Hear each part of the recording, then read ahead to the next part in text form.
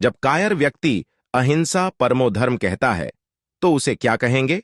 भारत में जो सर्वश्रेष्ठ बुद्धि संपदा थी, सर्वश्रेष्ठ पुरुष थे, वे शस्त्र त्याग कर सदियों से सन्यासी बनकर जंगलों, पहाड़ों, गुफाओं और हिमालय में जाकर बस गए। जो लोग संसार में रहकर सर्वोत्तम योगदान दे सकते थे, जो सक्षम और सामर्थ्यवान थे, जो ज्ञानी थे, मेधावी थे, प्रबल और प्रतापी थे, उनमें से बहुत बड़ी संख्या में संसार छोड़कर मोक्ष प्राप्ति को चल दिए।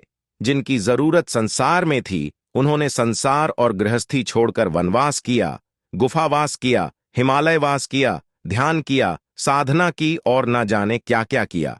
यहां देश में, शासन में, समाज में बड़ा खालीपन उत्पन्न हो गया। परिणाम स्वरूप वीर पुरुषों की संख्या बहुत कम हो गई। केवल 3-4% क्षत्रिय वर्ग शस्त्रधारी रह गए। बाकी सब अहिंसा के नाम पर कायर और पलायनवादी बन गए। इस पलायनवाद को, इस कायरता को हमने सुंदर सा नाम दे दिया, अध्यात्म, धर्म, मोक्ष मार्ग इत्यादि। हमारा चिंतन, हमारा दर्शन, हमारा मार्गदर्शन इच्छाओं के विरुद्ध रहा, महत्वाकांक्षा के विरुद्ध रहा, ऐश्वर्य, सत्ता, वैभव, समृद्धि, धन के विरुद्ध रहा।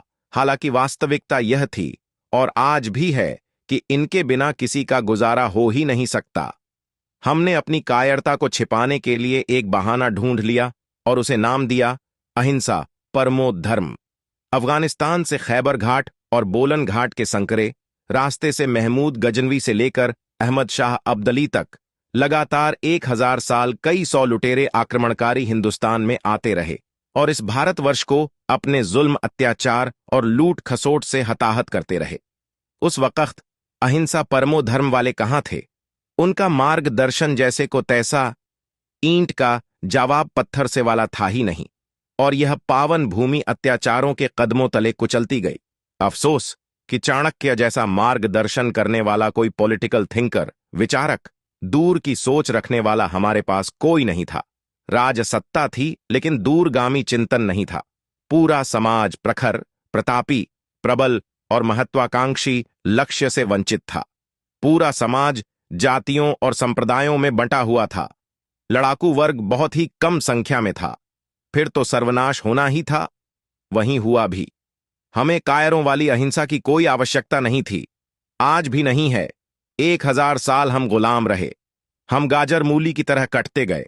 हमारी हजारों बहन बेटियां कैद पकड़ के मध्य एशिया के बाजारों में बेची जाती थीं। तब भी हमने अपना अहिंसा परमो धर्म वाला खोखला मुर्दा चिंतन छोड़ा नहीं। नालंदा को जला दी गई। वहीं उस जमाने की विश्व प्रसिद्ध विद्यापीठ तक्षशिला, नालंदा, वल्लभी, अवंती, काशी, विक्रमशिला का हुआ 500,000 जिहादी आक्रमणकारियों ने सब अध्यापकों, विद्यार्थियों को काट डाला। पूरा ग्रंथालय जला डाला। अपनी सब विद्यापीठ इसी तरह आग और विनाश के हवाले की गई। हम अहिंसा का नारा तब तक लगाते रहे जब तक मस्तिष्क कटा नहीं। बहुत दुख और एक दर्द होता है यह सब कहते हुए। अहिंसा परमो धर्म की नहीं, तब आवश्यकता थी दूसरे मंत्र की। आज भी उस मंत्र की हमें सख्त जरूरत है। वो मंत्र मैं आज 100 करोड़ हिंदुओं को, आप सब भारतवासियों को देता हूं। वीरता परमो धर्म, वीरता परमो धर्म। विवेकानंद को याद करो। क्या कहा था उन्होंने? विवेकानंद ने कहा था, शक्ति ही जीवन है, कमजोरी मौत है। आज शक्ति सैन्य बल में है, धन बल में है, कूटनीति में है, टेक्नोलॉजी के ज्ञान में है। इन सारी शक्तियों से ही अपना भारत महान बन सकता है। बड़ी बड़ी डींगे मारने से ध्वनि प्रदूषण के अलावा कुछ भी नहीं बढ़ने वाला। शांति काल में अहिंसा श्रेष्ठ है। जब पाकिस्तान अथवा चीन जैसे शत्रु सामने हो, तब तो वीरता परमो धर्म ही एकमात्र ध्येय सूत्र होना चाहिए।